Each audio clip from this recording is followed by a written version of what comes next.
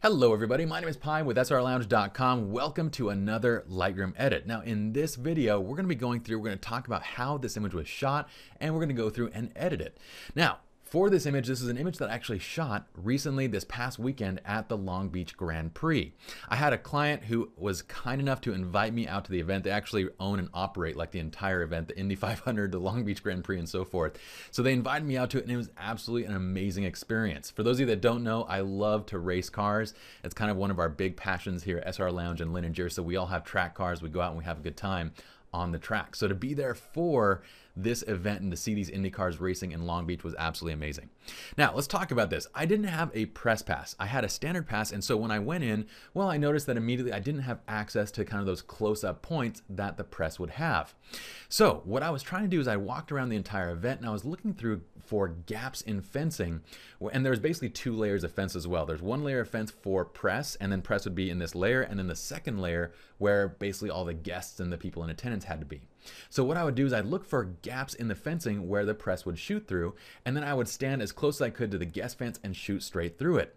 Now for the camera that I was using the A7r and the 2470. Now the Sony A7r was absolutely not designed to be a fast action sports camera. It's not designed for that. It shoots like 1 point something frames per second. It doesn't have a great focusing system. It only does contrast detection, which makes it not fast enough. And for most of the event, I was actually shooting manual focus or just pre-focusing on the area that I wanted to shoot.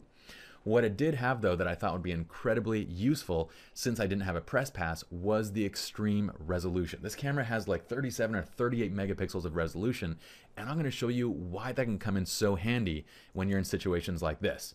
So I was zoomed in all the way. We can go through our settings. Let's go ahead and take a look at the image. You can see that the resolution's absolutely crazy. Let's go ahead and hit I just so we can bring up our information. This was shot at 1/1000th of a second at f4 and ISO 125. I think the ISO 125, I probably just bumped it up on accident from ISO 100. It's actually, as far as, I'm going to have a review that I do on this camera, but as far as the overall functionality, I am constantly bumping things on this camera. So it's one thing that I wish it was a little bit better ergonomically designed. Now, what we're going to do here with this image is, because we have such an extreme amount of resolution, is we're going to go and crop in.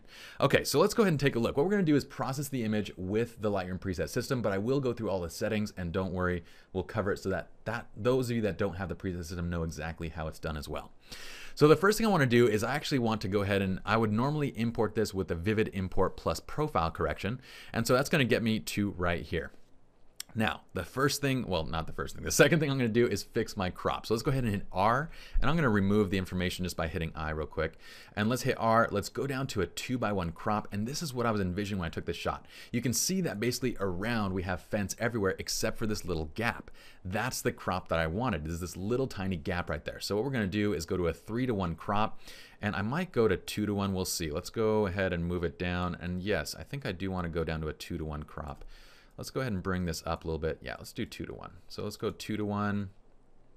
And what I'm going to do is I'm going to pull this directly over. So our DHL driver right here.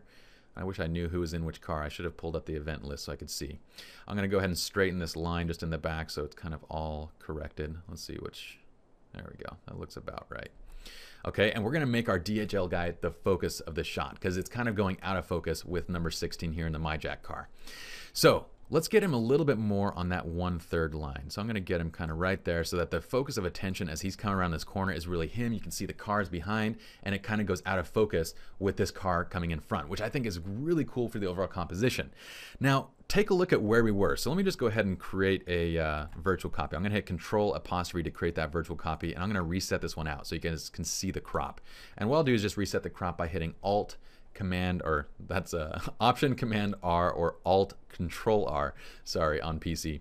Okay, so you can see the full crop, and this is where we're cropping into. Now that's an extreme crop, and this is where this camera stands out, because check this out.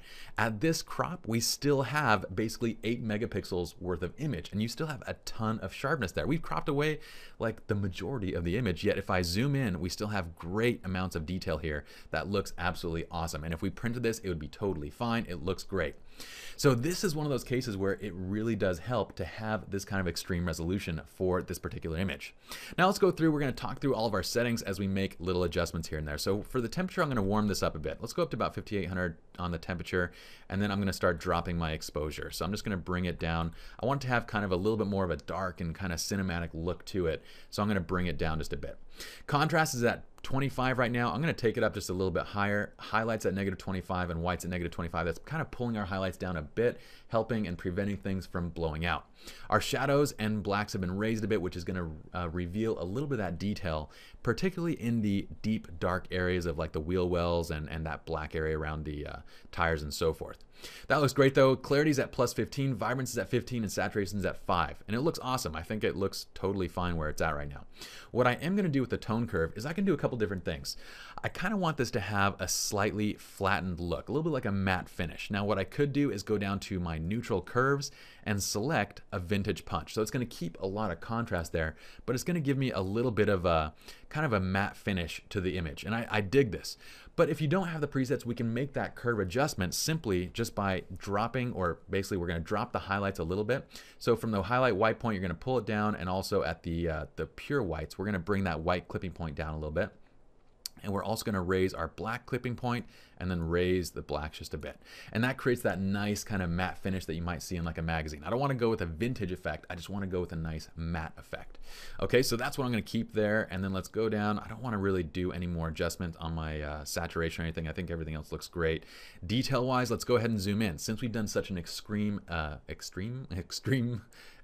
crop here, what we're going to do is raise up our sharpening just a bit more. So I'm going to get a little bit more detail. Let's go ahead and raise detail to about +30. We're going to raise our radius a little bit as well. So we're going to do a little bit more sharpening than usual just because we have such a heavy crop on this image. Now what you'll notice is in the background we actually see that the sharpening is having kind of a strange effect. It's actually not the sharpening, it's the fumes from all the gas in the air that's kind of creating those little waves. Sometimes you'll see something similar to that which is created by sharpening, and if we did reduce it, it would actually reduce a lot of it. The problem is that, well, it gets a little bit too soft. So that's kind of being enhanced by the fuel effect in the air. So if I pull it back maybe a little bit, I'm going to pull it back to the amount just a tiny bit, and it looks fine right there. I'm cool with that. If you wanted to, you can actually do a sharpening brush to reduce sharpening in those areas, but I think it looks totally fine. Noise reduction, I don't really think I need any. It's at, we shot this at ISO 125. Granted, it wasn't ISO 100. I would have preferred ISO 100. I might raise my noise reduction just to 20 just to kind of smooth out things a little bit. This looks pretty solid. Now, what I'm going to do from here is just a little bit of local adjustments, okay? So let's go ahead and start with a graduate filter. We're just going to grab that half stop from the presets. If you don't have it, just hit pause, dial in a -0.5, and then we're going to pull this in from the top. Again, I want to draw attention down into the cars. I want to pull it away from kind of the crowd and everything else in the shot. I'm going to do the same thing. We're going to grab another one of these. We're going to pull it up from the bottom. And really what I want this to do is just darken the asphalt a little bit. I'm going to bring it up a tiny bit. It's just going to darken, kind of bring attention away from this right car and into that yellow DHL car right there. Okay, and the last thing I'm going to do is I might drag a little bit more of one from the left to right, just because this little, I don't know what that is, a piece of flag that's on the fence or whatever it is, and the left side of the track is a little bit bright. So let me just pull this in. I'm going to click and drag on that midpoint and pull it back to about right there. So we get a nice subtle feather effect, and then we're just going to raise it up a little bit. I just want it to be around a 0.4, and that looks really good. All right, so that is basically where I'm going to leave this image. I think it looks awesome. If we wanted to, we can create it black and white or whatever other versions you want, but for the most part, this color version is finished. Now let's go ahead and check out where we were and where we came to. So I'm going to go ahead and let's just select both these images, and we'll hit N just so we get a survey view. And I'm going to go ahead and hit Shift Tab so we can remove all of the other panels. So I'm going to hit lights out too. Let's go lights out so we can see just the two images. So here's where we started, and you can see that compositionally it's not that great, but when you have that much megapixel, that much resolution to work with, so long as your image is sharp, you can crop in and change that composition. And here on this left side image, we have a great overall composition, very interesting to look at. We have awesome detail there, and you can see just how much we pulled out with adding the additional color and processing inside of Lightroom. That's it for this video, guys. Hope you all enjoyed, and we'll see you in the next Lightroom edit.